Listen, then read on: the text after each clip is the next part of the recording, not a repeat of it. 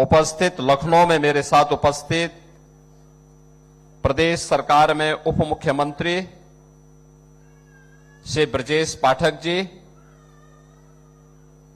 प्रदेश के बेसिक शिक्षा के मंत्री श्री संदीप सिंह जी, माननीय विधायक श्री नीरज बोरा जी, विधान परिषद सदस्य इंजीनियर अवनीश कुमार सिंह जी, विधान परिषद सदस्य श्री रामचंद्र प्रधान जी,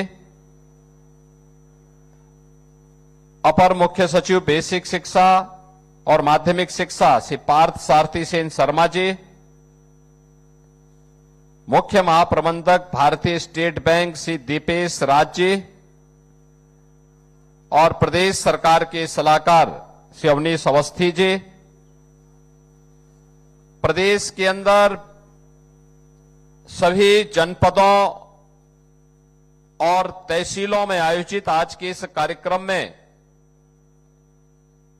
उपस्थित प्रदेश सरकार के हमारे मंत्रीगण, माननीय सांसदगण, माननीय विधायकगण, शिक्षा विभाग के हमारे सभी अधिकारीगण,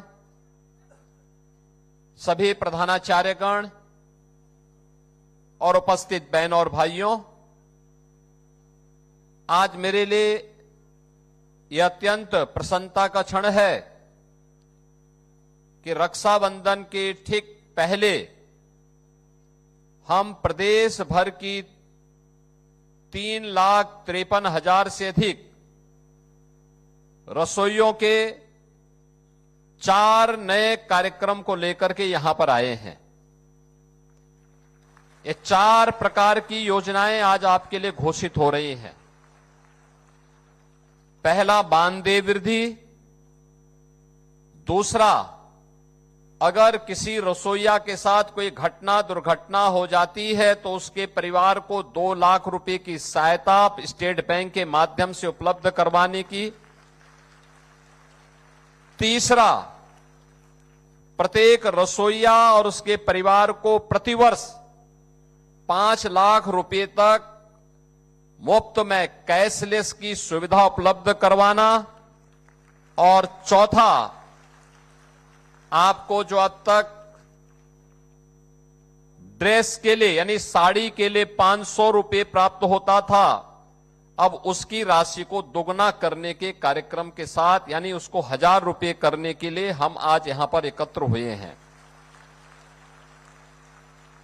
यानी एक साथ रक्षाबंधन के पहले इतना बड़ा उपहार।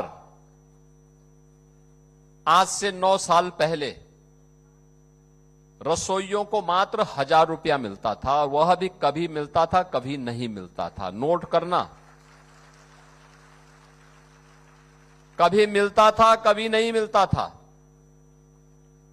आज तो प्रधानमंत्री मोदी जी ने देश भर में 55 करोड़ लोगों के लिए जनधन अकाउंट खोल दिया है। जनधन अकाउंट का मतलब ये सपाई और कांग्रेसी जो डकैती डालते थे गरीब के हक में, उसको रोकना और गरीब का पैसा सीधे उसके खाते में जाए जिससे वो स्वयं निकाल सके। इसके लिए अब डीबीटी के माध्यम से सारी की सारी धनराशि उनके अकाउंट में जाएगी। 1,000 रुपए मात्र मिलती थी, हमने उसको अब बढ़ा करके पहले 2,000 किया, आज उसको बढ़ा करके 3,000 रुपया आपके लिए किया जा रहा है। मैं प्रदेश भर की सभी रसोइयों को इसके लिए बधाई देता हूं। अभी तक रसोइयों के लिए कोई सामाजिक सुरक्षा की गारंटी नहीं थी। सामाजिक सुरक्षा यानी अगर कोई घटना दुर्घटना हो जाए, कोई एक्सीडेंट हो जाए, कोई आपदा आ जाए,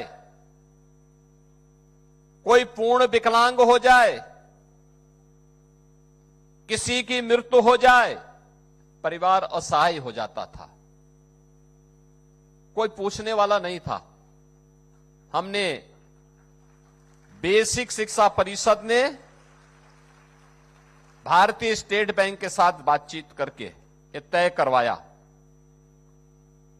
कि आपका अकाउंट हम भारतीय स्टेट बैंक में खुलवाएंगे और भारतीय स्टेट बैंक में आपका पूरा मानदेय जाएगा।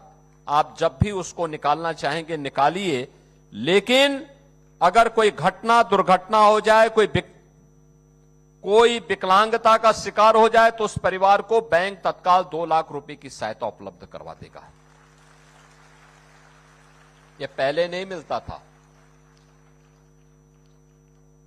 पहले कोई रसोईया बीमार हो जाए, आप जब ये रसोई बनाते हैं तो रसोई का मतलब केवल पेट भरने के लिए भोजन नहीं होता है, ये पोषण भी होता है।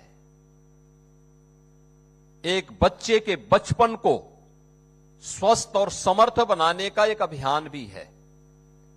यानी आप देश के बचपन को स्वस्थ बना रहे हैं, लेकिन आपके स्वास्थ्य की चिंता नहीं होती थी।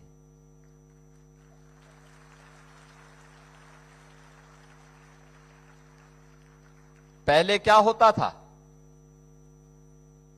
कोयले में या लकड़ी में भोजन बनाना पड़ता था। अब एलपीजी आ गया, यानी धुएं से मुक्ति, ये प्रधानमंत्री मोदी जी का अभियान था। और अब प्रदेश सरकार ने कहा नहीं, धुएं से मुक्ति तो है, उससे स्वास्थ्य के लक्ष्य को तो प्राप्त किया ही गया है, लेकिन साथ साथ अगर रसोइया या उसके परिवार का कोई व्यक्ति अस्वस्थ हो जाता है तो सरकारी हॉस्पिटल के अलावा इम्पैनल्ड किसी भी प्राइवेट हॉस्पिटल में जाकर के वो उपचार करवा सके। 5 लाख रुपए प्रति वर्ष, उसको 5 लाख रुपए तक की स्वास्थ्य बीमा हम उपलब्ध करवाएंगे। यानी 5 लाख रुपए का प्रति वर्ष आप लोग अपना उपचार किसी भी इम्पैनल्ड हॉस्पिटल में करवा सकते हैं, कोई आपको मना नहीं कर सकता। ये आपको पहले कभी नहीं मिला, ये भी उपलब्ध करवाया जा रहा है। और चौथा जो मैंने आपको बताया, अब तक आपको साल भर में एक बार 500 रुपया मिलता था ड्रेस और साड़ी के लिए, अब हम इसको 1000 रुपया और 1000 रुपया कर दे रहे हैं। यानी 500 रुपए को दोगुना करने का काम, एक साथ 4 सुविधा का लाभ एक साथ मिल रहा है। संख्या भी कम नहीं है आपकी, 3,53,000 से अधिक। पहले ये काम इसलिए नहीं होता था क्योंकि समाजवादी पार्टी की एजेंडे में गरीब कोई मुद्दा ही नहीं था। आज आपने उनका बयान पढ़ा होगा, समाजवादी पार्टी के मुखिया का, बबुआ ने आज एक बयान दिया है, कहा है कि जब हमारे परिवार के सभी लोग सांसद हैं इसीलिए तो सपा सपा बनी हुई है। हमने कहा अब सपा इसलिए सपा है क्योंकि जनता उसको अगले चुनाव में साफ ही कर देगी, हमेशा के लिए ही। एक गरीबों का शोषण करते हैं केवल अपने परिवार की खातिर। इन्होंने लूटा है, प्रदेश को गुंडा प्रदेश बना दिया था, गरीबों की जमीनों पे कब्जा करते थे, बेटी की सुरक्षा में सेंध लगाते थे, कोई सुरक्षित नहीं था, रोज दंगा, रोज फसाद। पर्व और त्योहार के पहले लोगों की खुशी छीन ली जाती थी, प्रदेश विकास ठप था, विकास के कार्य नहीं हो रहे थे। इसलिए नहीं हो रहे थे क्योंकि प्रदेश के पास कुछ था ही नहीं। आज आप देखते होंगे, कोई बेटी की सुरक्षा में सेंध लगाएगा, किसी बहन को छेड़ेगा तो मान के चलिए कि यमराज के घर जाने का उसका रास्ता तय हो गया है, अब नहीं छेड़ सकता। एक सुरक्षा की गारंटी आधी आबादी को, दंगा मुक्त और कर्फ्यू मुक्त यूपी, तो विकास हो रहा है। अब स्कूल अच्छे दिखाई दे रहे हैं, वे लोग कर नहीं पाए थे लेकिन आक्षेप जरूर लगाते हैं। आज मैं देख रहा था, जब मैं आ रहा था प्रदर्शनी लगी हुई थी, छोटे छोटे बच्चे, यानी आंगनवाड़ी बाल वाटिका में भी पढ़ने वाले बच्चे, अक्षर ज्ञान उनको है, वाक्य विन्यास कैसे होता है, ये निपुण भारत अभियान की सफलता को बताता है। अब ये केवल तीसरी क्लास तक नहीं बल्कि 5वीं क्लास तक सीधे आगे बढ़ रहा है। 6ठी, 7वीं, 8वीं के बच्चे अब कुछ नए अभियान के साथ आगे बढ़ रहे हैं। पहले उनकी यूनिफॉर्म कैसे लगती थी, बहुत खराब, और अब तो 2 यूनिफॉर्म हर बच्चे को उपलब्ध करवाई जा रहे हैं। बैग दिया जा रहा है, बॉक्स दिया जा रहा है, जूते मोजे बच्चों को उपलब्ध करवाए गए हैं। हर बच्चे के लिए साल भर में स्वेटर की व्यवस्था भी है। अब कोई गरीब का बच्चा सर्दियों में, भीषण सर्दी में ठिठुरते हुए स्कूल में नहीं आएगा, बल्कि स्वेटर पहन करके स्कूल में गरीब का बच्चा भी आएगा।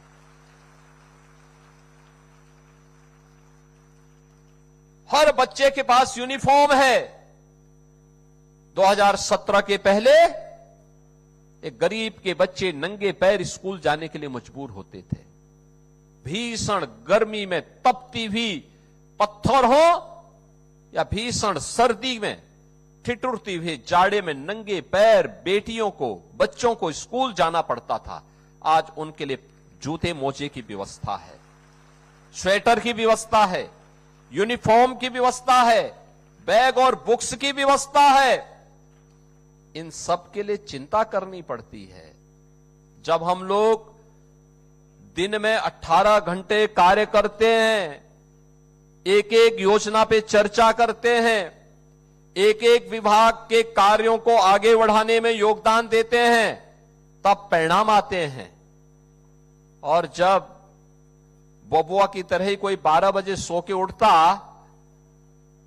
2 बजे तक तैयार होता, 5 बजे जिम जाता और फिर 7 बजे वापस आकर के उनकी अपनी महफिल जम जाती, तो कहां प्रदेश के लिए समय है।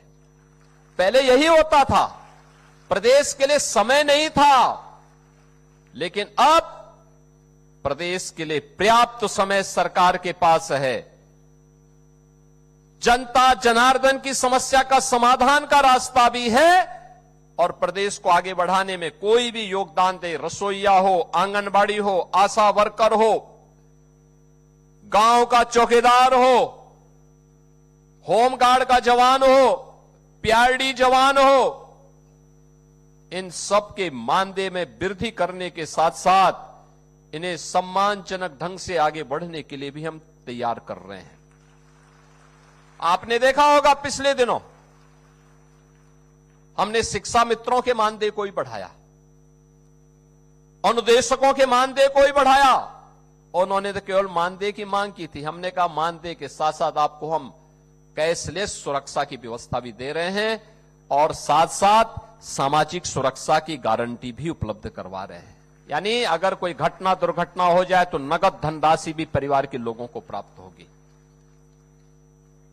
शिक्षकों के बारे में भी लोग पहले क्या बोलते थे और आज यूपी के शिक्षकों का सम्मान होता है। यूपी तो प्रारंभ से ही बड़ा समृद्ध रहा है। देश भर में, कम से कम उत्तर भारत के तो विभिन्न राज्यों में, पूर्वोत्तर भारत के राज्यों में हम लोग जाते थे तो इस बात की चर्चा होती थी कि वहां के शिक्षक कहां से आए हैं। यूपी से। अरुणाचल प्रदेश में यूपी के शिक्षक, मध्य प्रदेश में यूपी के शिक्षक, राजस्थान में यूपी के शिक्षक। यूपी शिक्षा की भी भूमि थी। काशी तो प्राचीन काल की हमारी ज्ञान की आराधना की भूमि रही है। लेकिन एक समय में समाजवादी पार्टी ने क्या व्यवस्था बना दी थी कि नकल हमारा जन्मसिद्ध अधिकार है। और जो बाबूजी कल्याण सिंह जी ने प्रदेश को एक पहचान दी थी, समाजवादी पार्टी ने एक झटके में नकल के माध्यम से प्रदेश के अकल को ही नीलाम करने का काम किया था। परिणाम क्या था? पहचान का संकट। यूपी का नौजवान यूपी की माताएं बहनें, यूपी का व्यापारी, यूपी का शिक्षक यूपी के बाहर जाता था, पहचान का संकट उसके सामने आती थी। आज मैं कह सकता हूं यूपी के किसी व्यक्ति के सामने पहचान का संकट नहीं है। कोई जाता है, अगर सामने वाला पहचान नहीं रहा है, अगर आपने कह दिया कि मैं उत्तर प्रदेश से हूं, मैं लखनऊ से हूं, मैं गोरखपुर से हूं, मैं अयोध्या से हूं, मैं हरदोई से हूं, मैं उन्नाव से हूं, मैं अलीगढ़ से हूं, या मुरादाबाद, मेरठ या किसी भी जिले का, झांसी, चित्रकूट, किसी भी जिले का आपने नाम ले लिया, तो सामने वाला व्यक्ति सम्मान के साथ खड़ा होकर के आपसे गले मिलने के लिए उतावला दिखाई देता है। यह है सम्मान, यह है सम्मान। आज यूपी से हर व्यक्ति जुड़ना चाहता है। पहले जुड़ने की बात तो दूर, देख करके सुन करके ही वहां से वो अपने आप को बाहर कर देता था।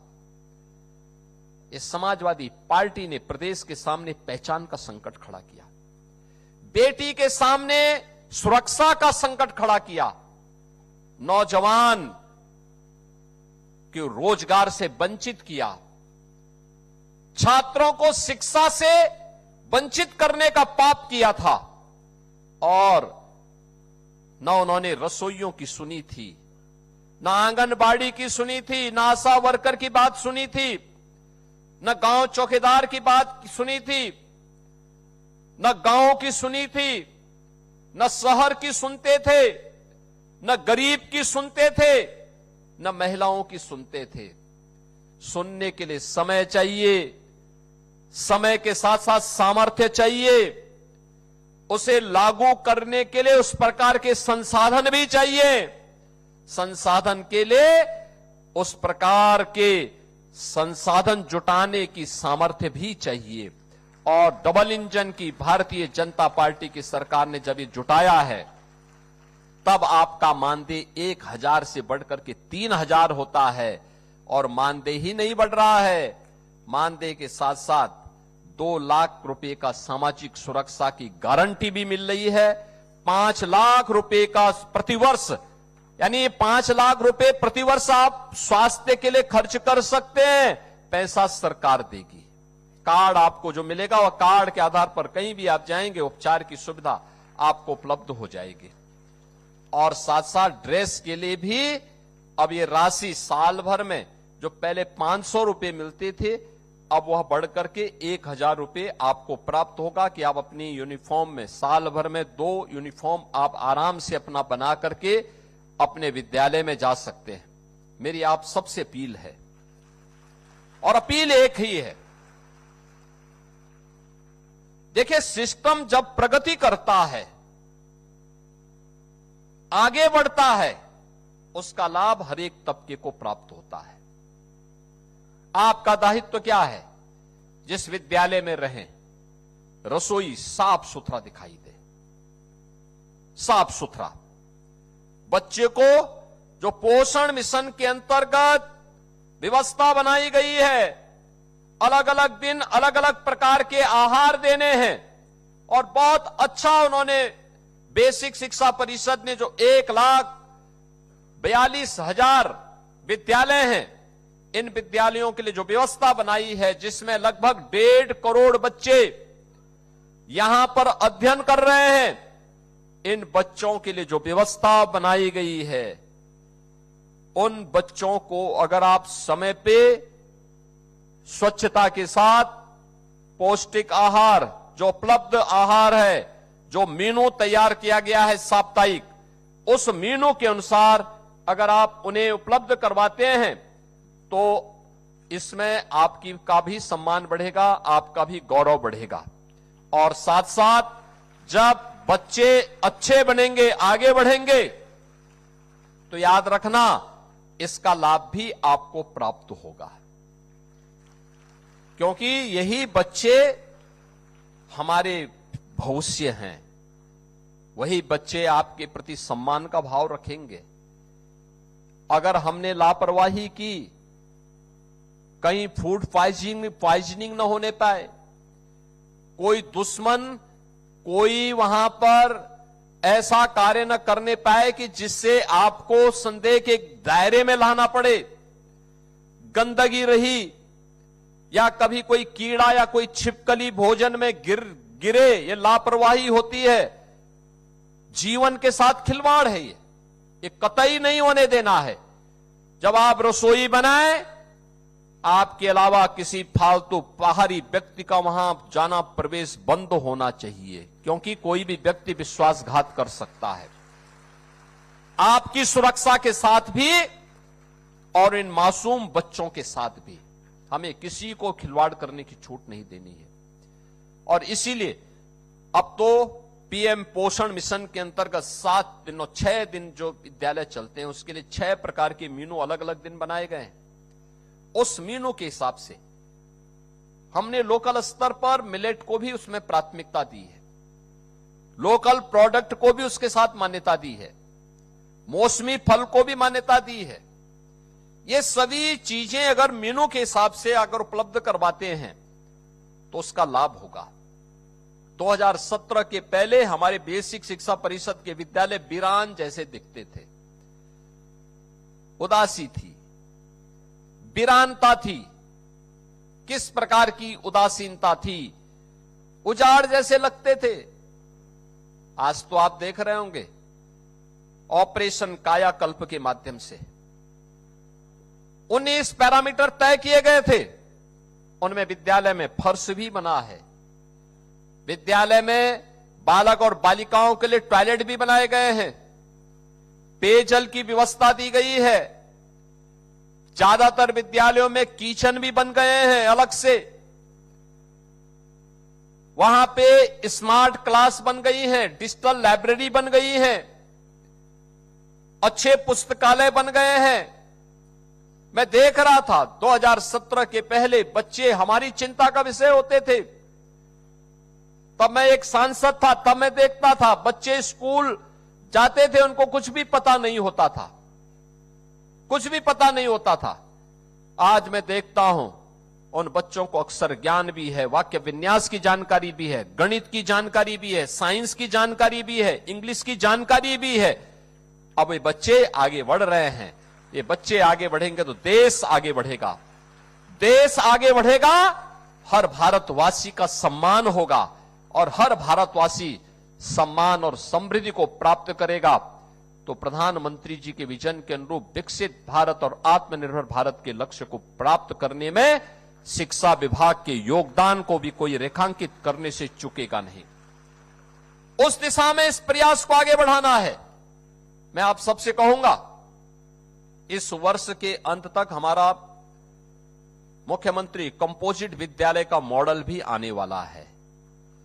मैं आपसे कहूंगा, कभी जाकर के अटल आवासीय विद्यालय को देखिए। इस डबल इंजन की भारतीय जनता पार्टी की सरकार ने अंतिम पायदान पर बैठे हुए व्यक्ति के बारे में भी सोचा है, श्रमिकों के बच्चों के बारे में। कोई पूछता था? वे बच्चे घूमते रहते थे। आज हम उन बच्चों को 18 कमिश्नरी में 18 विद्यालय बना करके, आवासीय विद्यालय बना करके वहां लाए हैं। 18,000 बच्चे उन विद्यालयों में अध्ययन कर रहे हैं। याद करिए, कोरोना कालखंड, मैं आपका अभिनंदन करता हूं। उस समय जब प्रशासन ने आह्वान किया था तो आप लोगों ने उस समय रसोई बनाने में कोई संकोच नहीं की थी। जो लोग कामगार और श्रमिक अपने प्रदेश में वापस आ रहे थे, और मैं तो देख रहा था, मैंने एक बात और देखी है, महाकुंभ के दौरान जब प्रयागराज में ज्यादा भीड़ हो गई, हम लोगों ने जौनपुर में, प्रतापगढ़ में, भदोई में, मिर्जापुर में, फतेहपुर में, अगल बगल के जिलों में कुछ होल्डिंग एरिया बनाए हुए थे। अब वहां के इतने लोगों के लिए भोजन कैसे बनेगा? तो सबको याद आया कि बेसिक शिक्षा परिषद के रसोइयों को बुलाया जाए, ये लोग बना देंगे भोजन। और बहुत सारी जगह बेसिक शिक्षा परिषद के रसोइयों ने जाकर के वहां पर उनके लिए भोजन बनवाया था। कोरोना कालखंड में कामगार और श्रमिक जो अपने प्रदेश में वापस आ रहे थे, ऐसे 1 करोड़ से अधिक लोगों के लिए भोजन की व्यवस्था जगह जगह बनाने का काम भी इन्हीं रसोइयों ने किया था कोरोना कालखंड में। और इसीलिए सरकार ने तय किया कि कोरोना कालखंड में जो बच्चे निराश्रित हो गए उनके लिए मुख्यमंत्री बाल सेवा योजना हमने प्रारंभ की। ऐसे बच्चों के लिए प्रति माह हम 4,000 रुपए की स्कॉलरशिप उन बच्चों की पढ़ाई करने के लिए देते हैं। हर वर्ष हर महीने हम उपलब्ध करवा रहे हैं। और यही नहीं, मुझे ये देख करके बहुत प्रसन्नता की अनुभूति होती है कि जिनको किसी ने नहीं पूछा, जिनके बारे में किसी ने नहीं सोचा, उनको आज हम प्रदेश के अंदर लगातार उन योजनाओं से आच्छादित कर रहे हैं। खासतौर पर जब मैं देखता हूं उन बच्चों के बारे में, प्रदेश के अंदर जिन बच्चों के बारे में कोई नहीं पूछता था, दिव्यांग बच्चे, 14,000 गंभीर रूप से और बहुत दिव्यांग बच्चे हैं जिन्हें हम 6,000 रुपए वार्षिक की दर से स्कॉट अलाउंस उपलब्ध करवाते हैं। यानी उनको लाने जाने के लिए वाहन की व्यवस्था 6,000 रुपए प्रतिवर्ष उन्हें उपलब्ध करवाते हैं। 23,000 से अधिक दिव्यांग बालिकाएं हैं जिन्हें 2,000 वार्षिक की दर से स्टाइपेंड हम उपलब्ध करवाते हैं, उन बालिकाओं को उपलब्ध करवाते हैं। और 23,000 से अधिक ऐसे दिव्यांग बच्चों को हम लोगों ने सहायक उपकरण, tricycle, wheel chair, Baisakhi, hearing aid, ये सभी उपलब्ध करवाए हैं। और पहली से 8वीं क्लास तक 2,793 पूर्ण दृष्टिबाधित बच्चों को ब्रेल पाठ्य पुस्तकें, 4,438 अल्प दृष्टित बच्चों को इन लार्ज प्रिंट की पाठ्य पुस्तकें भी उपलब्ध करवाने का कार्य बेसिक शिक्षा परिषद ने किया है। आज मुझे बताते हुए प्रसन्नता है कि हम लोगों ने जो स्कूल मर्जर किए थे वहां पे बाल वाटिकाओं का संचालन करते हुए स्पेशल एजुकेटर का भी वहां तैनाती की है। और 10,000 से अधिक ऐसे एजुकेटर तैनात करते हुए वहां पे हम लोगों ने उन बच्चों को पोषण से युक्त करने की दिशा में एक कदम बढ़ाया है। मेरा मानना है जिस देश का बचपन स्वस्थ होगा वही देश समर्थ भी होगा। प्रधानमंत्री जी भी इस बारे में बार बार कहते हैं, स्वस्थ और समर्थ एक दूसरे के पूरक हैं। और उसी दिशा में गरीब बेटियों को कोई नहीं पूछ पाता था। प्रदेश के अंदर कुल 446 के आसपास कस्तूरबा गांधी विद्यालय थे, 8वीं तक चलते थे। 8वीं के बाद वे बेटियां स्कूल नहीं जा पाती थी। हमने कहा भी ये हर विकास खंड में होना चाहिए। और मुझे प्रसन्नता है आज बेसिक शिक्षा परिषद ने प्रदेश के सभी 825 विकास खंडों में कस्तूरबा गांधी विद्यालय बनाने के कार्यक्रम को आगे बढ़ाया है। आप सोचो ये बेटियां स्कूल पढ़ पाएंगी और विद्यालय अब 8वीं तक नहीं 12वीं तक चलेंगे। इसके निर्माण के कार्यक्रम को भी आगे बढ़ाया जा रहा है। मुझे प्रसन्नता है कस्तूरबा गांधी विद्यालय में आईसीटी लैब स्थापित किए जा रहे हैं और इसे आगे बढ़ाने का कार्य भी निरंतर हम लोग एक दिशा में आगे कर रहे हैं। प्रोजेक्ट अलंकार के अंतर्गत भी प्रदेश सरकार ने अनेक कदम उठाए हैं। माध्यमिक शिक्षा के स्तर पर पुराने और जर्जर भवनों को नए भवन के रूप में बदलने का काम किया है। कुछ लोग जर्जर भवनों को फोटोग्राफ सोशल मीडिया में दिखा रहे हैं। जिन लोगों के इशारे पर दिखा रहे हो ना, ये उन्हीं के स्मारक हैं जिनके इशारे पे दिखा रहे हो। हमारे यहां जाना है, प्रोजेक्ट अलंकार के अंतर्गत जो नए भवन विद्यालयों के बने हैं, ये आज की नई शिक्षा व्यवस्था की जो नकल मुक्त, अकल से युक्त शिक्षा प्रणाली का आधार बन रहा है। और समय सीमा के अंदर परीक्षा होना, 17 के पहले 3 महीने परीक्षा में लगते थे, 3 महीने परिणाम में लगते थे। तो 6 महीने तो यही गायब हो गए। 3 महीने अन्य अवकाश में और कर्फ्यू में व्यतीत हो जाता था। 3 महीने भी नहीं मिलते थे बच्चों को पढ़ने के लिए। और अब 14 दिन में परीक्षा, अगले 14-15 दिन में परिणाम। यानी जो 3 महीने में होता था उसको 1 महीने के अंदर पूरा परिणाम देकर के हमने 6 महीने का काम 1 महीने के अंदर पूरा किया है। यह है कार्य की कुशलता और यही है स्किल डेवलपमेंट, यही स्किलिंग है। ये नए यूपी को, यहां के स्केल को स्किल में बदलने का काम आज हमारी शिक्षा व्यवस्था कर रही है और उसका आधार बेसिक शिक्षा परिषद बन रही है। मुझे प्रसन्नता है। मैं आप सभी रसोइया बहनों से कहूंगा, एक साथ पहली बार 4 योजनाओं से आप जुड़ रहे हैं, 4 प्रकार की योजनाओं से। कभी नहीं हुआ, कभी किसी ने नहीं दिया। सपाई तो आकर के सबको निकाल करके अपने लोगों को बिठा करके फिर बच्चों के भी इस मिड डे मील पर डकैती डरवा देते थे। आज तो कोई नहीं छेड़ सकता। अब तो हमने व्यवस्था दे दी है। यानी कितना आपको मिला है? 1000 से बढ़कर के 3000, 500 साड़ी के लिए भी दिया पहले और अब 1000 रुपये उसको भी किया जा रहा है। 2 लाख रुपए की सामाजिक सुरक्षा की गारंटी भी और 5 लाख रुपए प्रतिवर्ष कैशलेस स्वास्थ्य की सुविधा भी आपको उपलब्ध करवाई जा रही है। इतनी सुविधाएं मिल रही हैं। इस सुविधा में अब शासन की अपेक्षा है बच्चों के लिए पोषण, पौष्टिक आहार तैयार करिए, विद्यालय के वातावरण को स्वच्छ सुंदर बनाने में अपना योगदान दीजिए। बाकी बीजेपी की डबल इंजन सरकार पर विश्वास करिए, सरकार आपकी सभी समस्याओं का समाधान करेगी। आप सभी के प्रति मेरी मंगलमय शुभकामनाएं हैं। आपको रक्षाबंधन की भी हृदय से बधाई देता हूं। धन्यवाद। जय हिंद। बहुत बहुत धन्यवाद माननीय, आपके प्रेरणादायी मार्गदर्शन और उद्बोधन के लिए।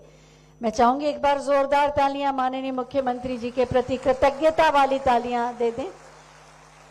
और मैं माननीय मुख्यमंत्री महोदय से अनुरोध करूंगी कि सभागार में जाकर अपना स्थान ग्रहण करें, जिससे एक सामूहिक चित्र लिया जा सके। बहुत बहुत आभार माननीय मुख्यमंत्री महोदय और मंचासीन समस्त अतिथियों का। आपका सानिध्य, आपका सामीप्य, आपका मार्ग। तो सीएम योगी आदित्यनाथ को आप